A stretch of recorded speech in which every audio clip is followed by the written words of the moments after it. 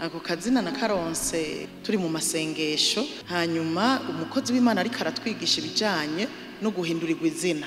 yuko umuntu Imana hari igihe muhindurira izina aratwigisha umwanya utari muto hanyuma duhakarorera ukuntu Petero yahinduriwe izina hanyuma akiri karigisha aravuga ngo nk'umuntu wese nkiriko ndigisha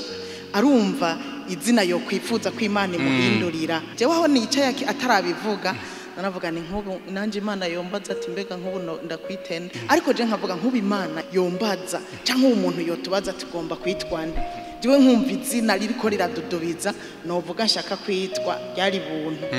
hanyuma rero duhejeje acarabaza ngo nk'ubu Imana ikubajije ngo ndakwitende ngo wifuza kwitwande twese aratubaza uko twari turi jewe narindi mwe ndavuga buntu nyene tuce turayatwara ayo mazina jewe mugabo iryo zina mu kugifuza narondera ikiri muri iryo zina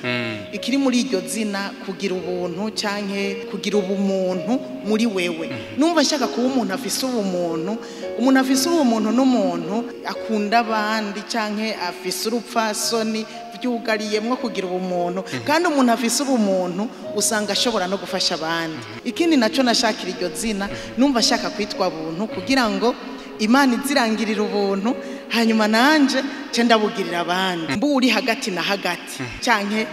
nk'umuringoti wakira amazi hamukabishikara ku bandi kajana ku bandi numva shaka kuba hagati na hagati nkavuga jewe Imana yozirangirira ubuntu ndumva ingiriye ubuntu ko nanje noca ndabugirira abandi nkuba karorera ikampa amahera nanje ndumva ko noha kwa abandi impaye impuzu ndumva ko noha kwa abandi impaye ibyo gufungura ndumva ko noha kwa abandi rero nkumva iryo zina ndagiswe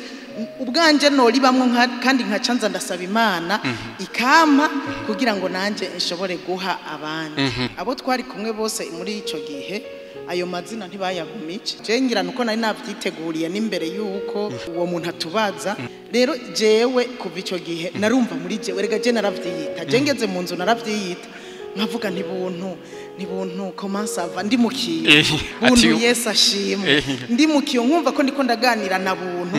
nkumva ko iryo zina ndarikunze ukuntu nyene sinzi pre mu kuntu byari muri jewe nkumva ko ndarikunze hanyuma aho nagiririye ubuntu abantu barabandanije bararinyita bajya nyene twari kumwe barabandanije baza baranyita buntu nanje nkitaba hanyuma nanje ndumva ko ndaribayemo ncangira muri jewe amatsiko yuko ikintu canje kandi no ku gitabo canje naca nandika ko buntu kuri Bibiliya wasanga yanditse ko buntu akantu kose kanje nakandika kuri stilo naratinze ndagira bimwe byo muri primaire ndashira y'agapapuro muri stilo nkandikamwo buntu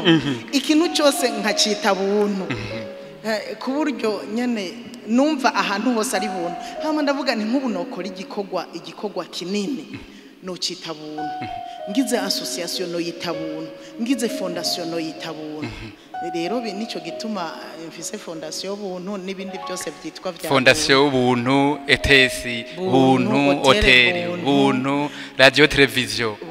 n'ubuntu gusa n'ubuntu uretse orphelina yitwa umusamariya w'imbabazi ibindi mugabo nayo nyene yegamiye buntu urumva yavyawe na buntu yego byose ni buntu